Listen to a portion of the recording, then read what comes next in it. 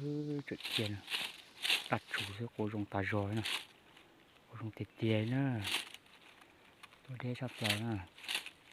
đi tua nè, tôi bỏ đi nè, tua tàu của tôi bỏ giặc kia, rồi để tôi bỏ giàu từ gì nữa, bọn trái phổ nữa, cái lẩu bê xuống cái này thoái nè,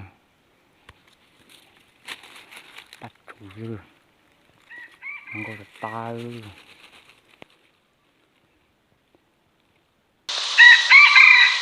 nên thôi rồi đi tua trở lại nè, trở lại nè chơi, cô dùng hay nè, dùng nó chỉ bọn đi trở lại tiền nè, tôi cái đàn này nó để sang tiền nè, tạo thế đúng không, nó có tài rồi, cá lần lú thế nè, cá lần trình tế nè, cái này, cái đàn nè, có một chút chia thế trở ra kia nè, có một chút chia thế nè. Đi tọt đồ sẽ cái tơ rồi cái tơ này dây cơ này cái tơ ô đi hắn rồi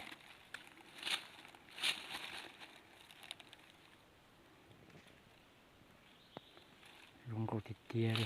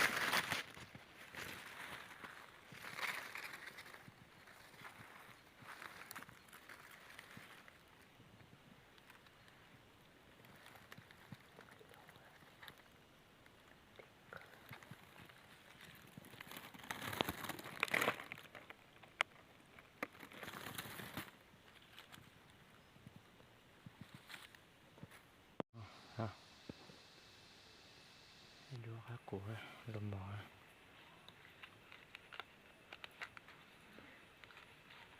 có kế cái lình luôn có linh đây rồi ạ. đó là cái tơ là trò cái tơ tơ lú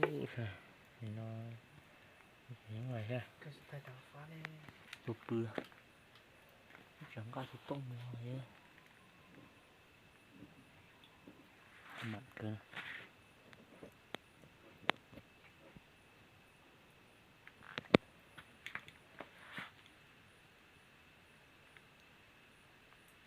trên mặt tay